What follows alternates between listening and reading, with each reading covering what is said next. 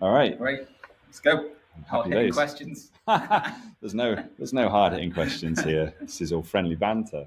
Matthew, nice to actually meet you face to face. Yeah, it's been great to meet everyone face to face today. I know. It's like saying that a lot recently, actually, in terms of real meets. In terms of Yeah. you've got LinkedIn friends. Sound like something from the in-betweeners, don't I? And then when you get these opportunities now to meet people in the flesh, face to face, which is one is a good thing, Yeah. but actually more here to talk about, which is the second good thing, the why.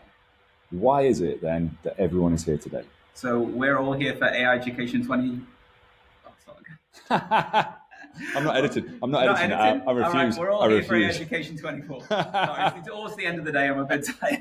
Yeah, well, this is all good. The fun and frolics of it. Yeah, I've done this once or twice. AI. I want to call it AI education. No, it's AI education. AI Education 24.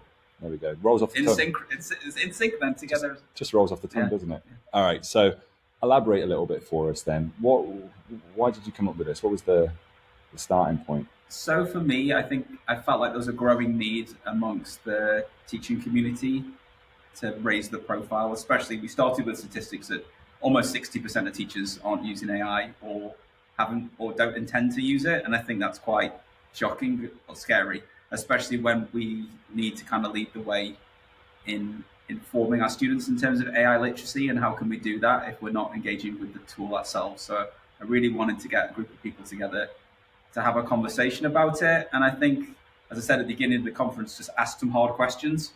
Like, let's ask the most difficult questions we can think of about rolling AI in education. Look at those barriers. And if a group of people who are really invested in this can't answer those questions, then we need to go away and have a little think about how we can answer these questions to win a few more people over. Yeah, definitely. And we've been blessed by some fantastic speakers today.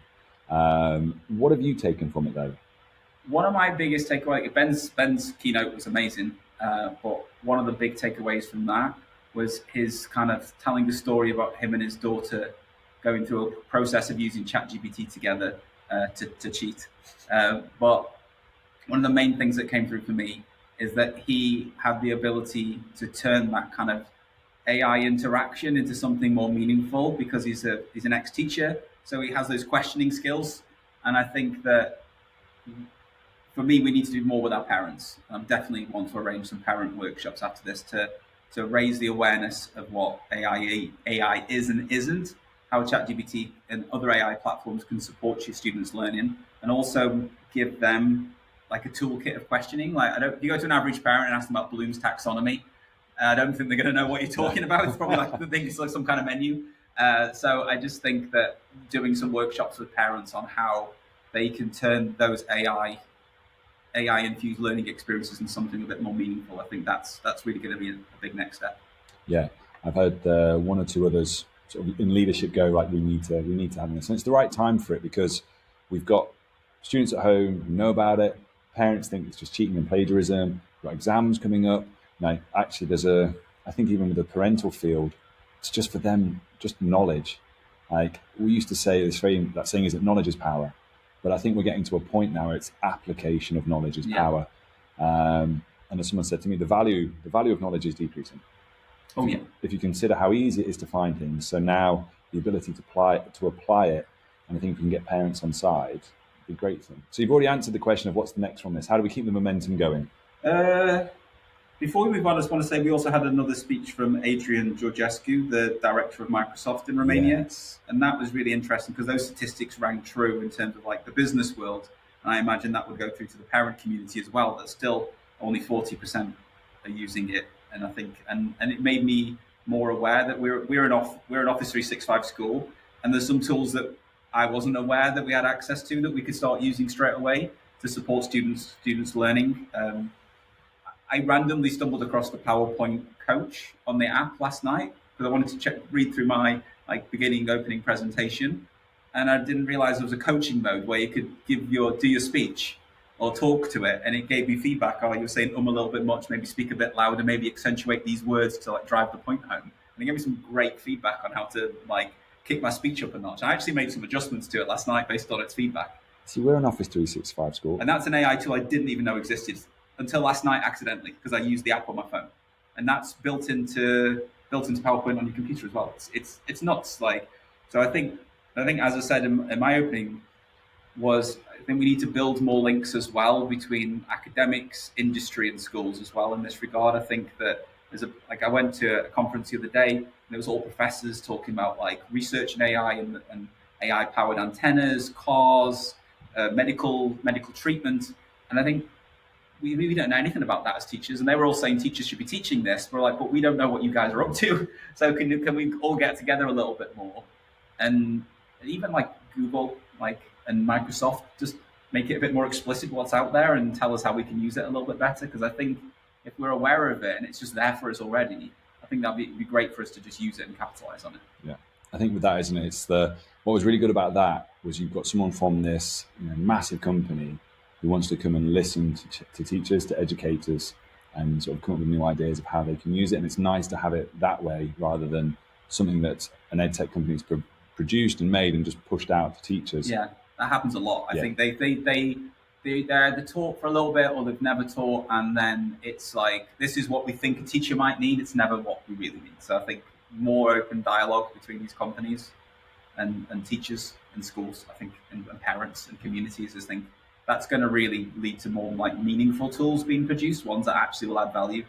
Yeah, completely agree. So we're into the workshops now. Yeah. All sorts of different things going on. You've been able to wander around and have a little mooch in the nose. What have you enjoyed seeing out there? The Inventor Club one was great. They're taking a product from an idea to development within an hour using AI to like push the process along.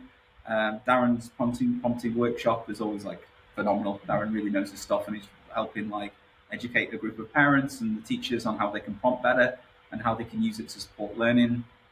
Ben's workshop on critical thinking and pushing ideas is great. MindJoy's been fantastic. We've got a load of teachers building some MindJoy bots and getting really inspired on how they can use that, especially with the new maths feature. That's really cool.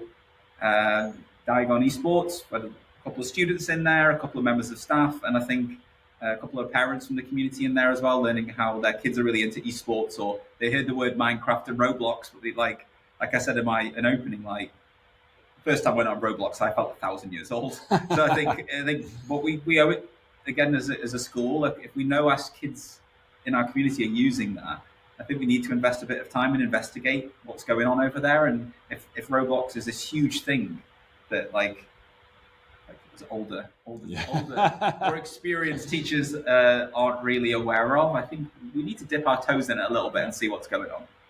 Yeah, we recently allowed Fortnite into our house, but what I didn't realise, and this until someone I interviewed at Esports said, it's like, yeah, there's Lego Fortnite. I was like, what?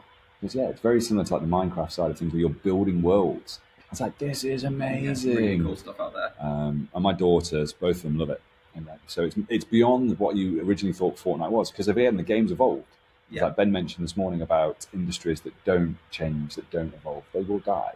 And so it's great to see that even in the gaming world, the edtech world, that is moving forward to create something and offer something else, and rather than just like a first-person shooter or whatever it may be. It's like, wow, geez, you can do it. It's amazing, absolutely amazing. We also had Meet the Robots as well, which was a really coolly titled workshop.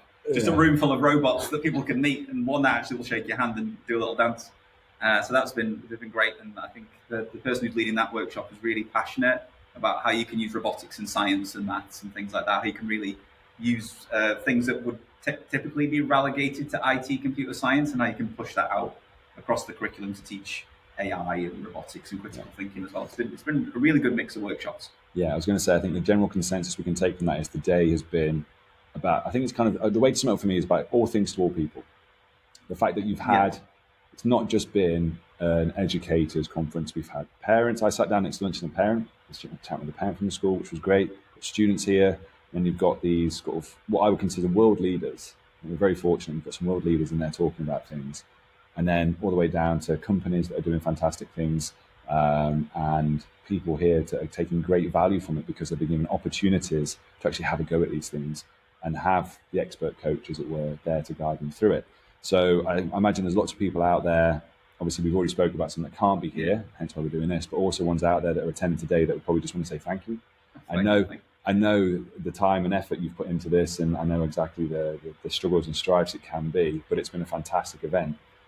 So thank you for putting this on. Thank you for having me and the other guest speakers here and everyone else. It's It's been really, really appreciated. No, it's been like, honestly, it's been a real privilege today. It's been stressful. I'm not going to lie, but it's like when it's all come together today and it's working and I think it's doing the thing I want. It's hitting all the things I wanted it to hit, and it's pushing all the buttons I wanted it to push in terms of the conversations that need to happen. I think like and again, thanks to the speakers, it's come together incredibly well. It's come together way better than I could have hoped. Yeah, no, it's been an absolutely amazing event, and hopefully, well, 2025. No, it's just 25. Just 25. Education 25. You can't start Education 24 and then go 2025.